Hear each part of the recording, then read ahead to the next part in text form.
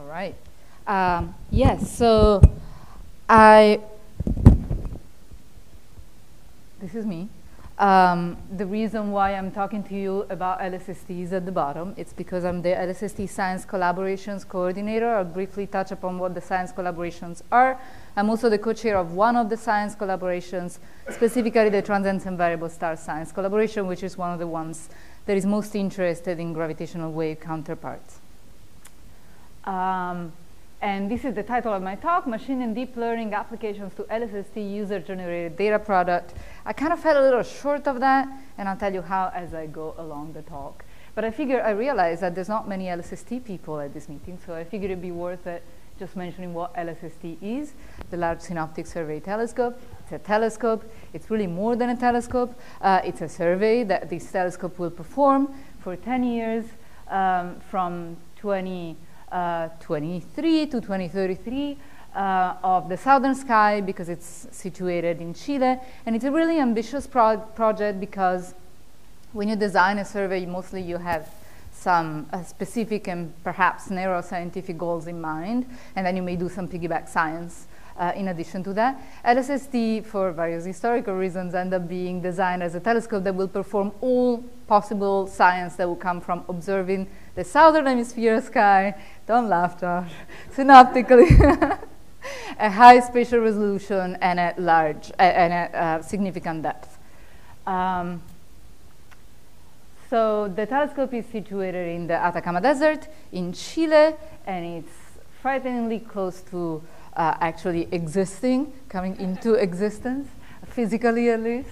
I was in Chile in March at a meeting of the Chilean collaboration, and this is not a rendition. This is actually the building that is hosting LSST. The telescope obviously is not there yet, but some pieces of it are. The mirrors arrived, and I thought that this was, I took the photo, and I really liked it because there were two people on the structure that should be the dome, but it's not the dome yet.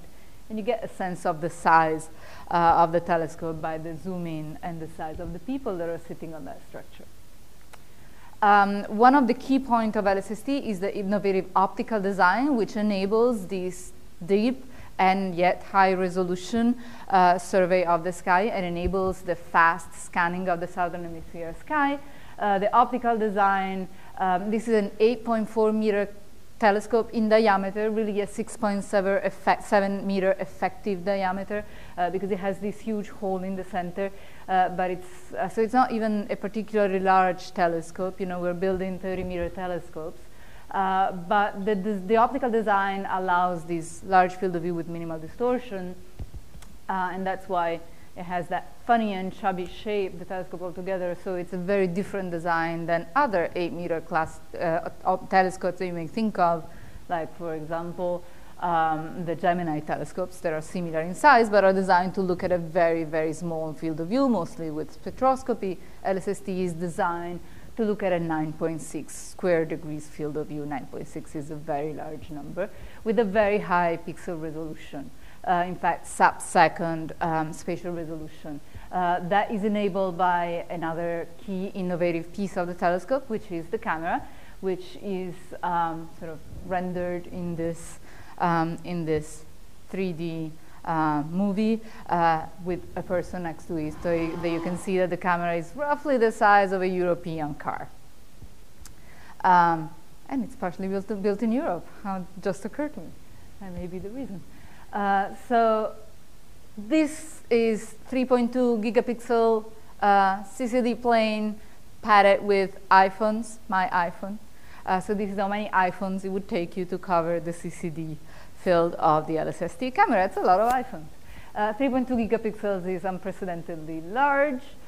It produces an unprecedentedly large data volume, which I will mention in a second. Let me pause for one more second on the telescope's characteristics. Again, the 9.6 square degree field of view and the pixel size conspire to produce that number up there, which is the Antandu, which is basically a measure of how wide versus how well resolved your field of view is, which for LSST is 319 in units of meter squared and degree squared.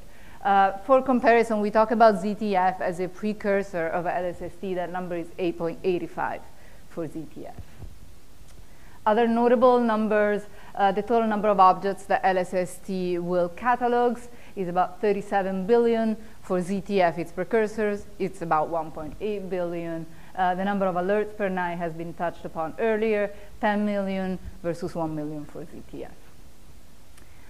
So why is this important? Because if we want to follow up gravitational waves, basically what we get from the triggers, from a LIGO-Virgo trigger, is an area of the sky where you have some probability of containing the source. And that area of the sky can typically be large. It's for something at 200 megaparsec. It's currently, I don't know, of the order of about 100 square degrees. And it can go down in the future to something as small as 10 square degrees, which is still a large number for a normal telescope to cover. But as I mentioned, LSST has a very large field of view, close to 10 square degrees. So you can cover that area in a few, maybe even one image in the future. Okay, one thing that I need to mention is that when we talk about LSST, we talk about the telescope or the survey, but LSST is really, as a project, is a collection of surveys. Most of the time LSST will spend on the sky will be in the wide, fast, deep survey. Roughly 85% of the 10 years of survey will be spent on wide, fast, deep survey, which is just the particular sequence of observations that will cover the night sky. Sort of, you might have heard something along the lines of covering all of the southern hemisphere every 3 days.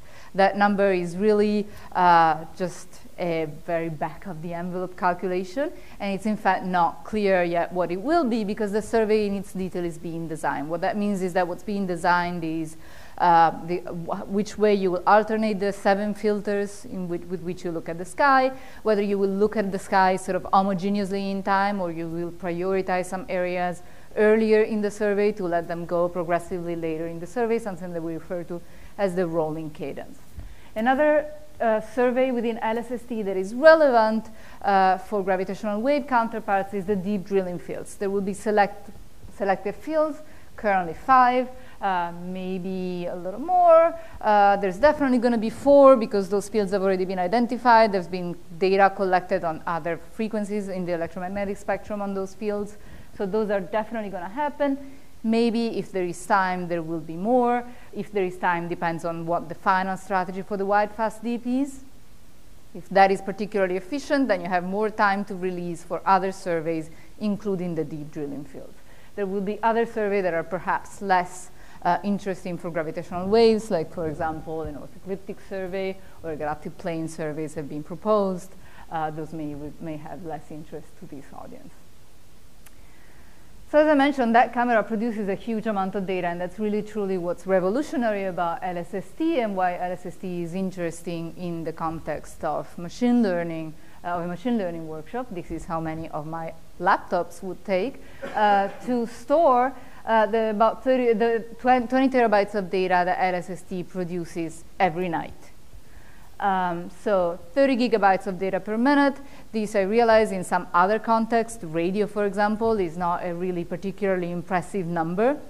But it is truly impressive because unlike in surveys, like radio surveys, this is information-dense content, even more than you would think of in a traditional optical astronomical survey, because this is a survey that is designed to do all of the science that is interesting that comes from this data. So you really can't throw away any of this data. So this is 20 terabytes of information-dense data every night. Historically, this is about a 10-fold increase over the previous largest survey that delivers the highest data rate, which is the Kennedy survey at 2.5 terabytes, and which brings me to what we do with this data. So yesterday we heard a talk by Francois about some of the things that we will do with the LSST will generate from this data. So LSST has a project team that is creating a pipeline that is generating data products from the 20 terabytes nightly data that include 3 kinds of data products. So the first kind of data product is what's called prompt data products. Those come from the 10 million alerts that LSST will detect every night. And Ashish mentioned how this generally works. I think it's the next slide. No, it's not. Let me go back.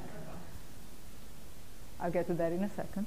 So the alerts are generated by image subtraction. So you see anything that is different in that particular pointing of the sky compared to your template, which you can think of as the time when you looked at the sky before in that particular position, or maybe some particularly good image stack of that position in the sky.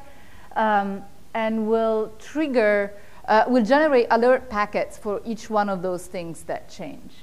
Again, those are 10 million time domain events per night. So every one of those will have information about the color of what changed, the magnitude of what changed, how much it changed, maybe context information about what's around it, and maybe the historical information on the light curve that LSST has collected at that particular position in the sky during the existence of LSST, which will be distributed to the community. And there is a lot of emphasis on prompt. This is a sort of a self-imposed deadline, but the LSST project is aiming at delivering this information about each one of those alerts within 60 seconds of the image being taken, which is there in this chart that the project likes to show this process with, but I like to show the process like this because it's a pretty crazy goal to deliver all those alerts, information about each one of them within 60 seconds.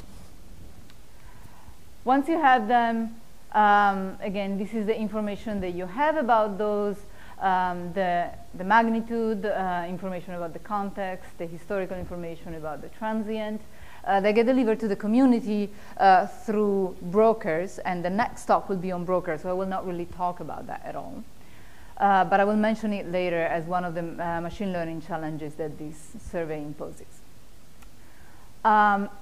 Those were the prompt data products. Then there's the static data releases, which are given every year. And those are data releases on all the objects that don't change in the sky, your galaxy morphology, for example, your star catalogs. All of the things that don't change are obtained from co-added images annually and delivered to the community annually.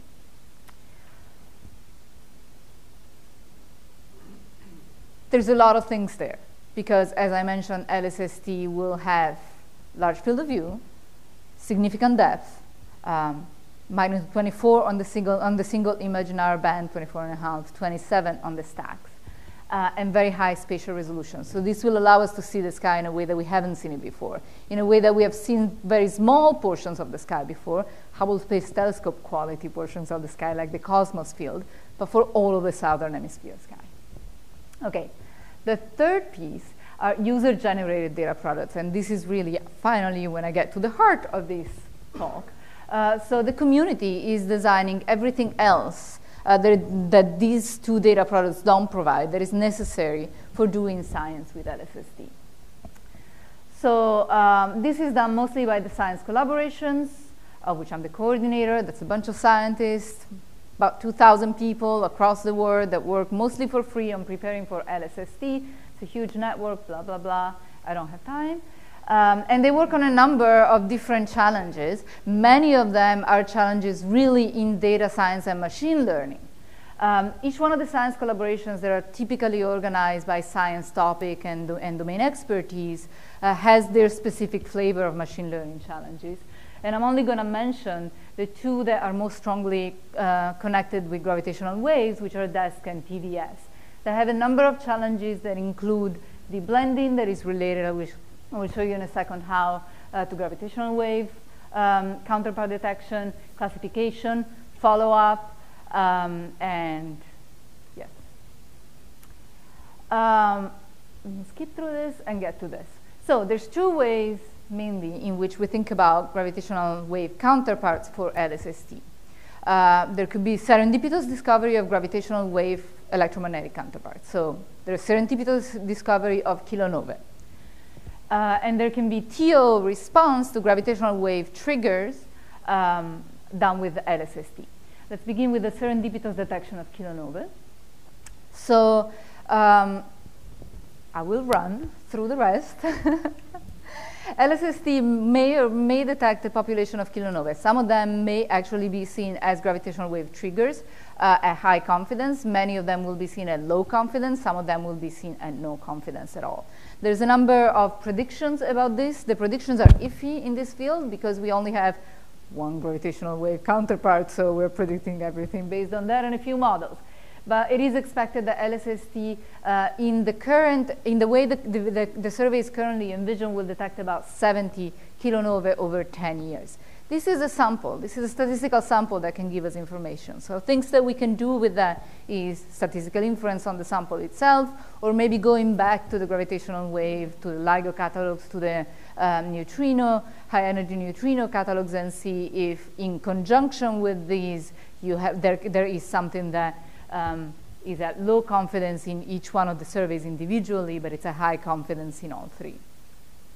If we tweak the cadence, which is still possible, there are proposals for tweaking the cadence to make it more amenable to detecting these things, we can get to about 250 of these serendipitous detections. Once you have the serendipitous detection, the machine learning problem is in the classification, and Gotham will talk about it in the context of the brokers, so I'm going to skip through this. It does involve deep learning to connect it to yesterday's workshops. There's many ways in which you can fold deep learning into the classification of the transients, both deep learning based on images with recurrent convolutional neural networks and based on the Likert series themselves. And then at last, well, I had a lot of talk, right. And another piece in which deep learning comes in, we heard about it by François Lanous yesterday. We will need to have the information about the galaxies to make sense of these serendipitous discoveries or of the discoveries that comes from the TOs. So that's another important problem, the deblending of galaxy catalogs. I will spend one more second to say target of opportunity is possible with LSST. It's considered really only for gravitational wave counterparts. At this stage, this is also just a proposal because it eats into the extra time that LSST won't spend on the wide fast deep and competes with other programs. But there are some serious proposals on how to do that. Particularly, Raffaella Margutti has written this one. It won't take a lot of LSST time, maybe 1%, to have an ambitious TO program that really no other telescope could do. 1% is still a lot of time when there's a lot of interests going on. And this will also require data products that are generated by the community and possibly deep learning. There's many other deep learning adventures in LSST that I knew I wasn't going to have the time to talk about, but I put them in the slides in case somebody wants my slides.